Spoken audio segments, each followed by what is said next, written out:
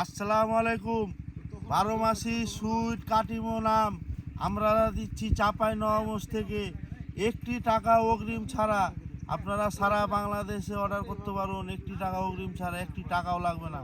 আমাদের delivery man যাবে, হাতে পেয়ে আপনি আম হাতে পেয়ে টাকা দিবেন। এই যে দেখেন কত সুন্দর আম।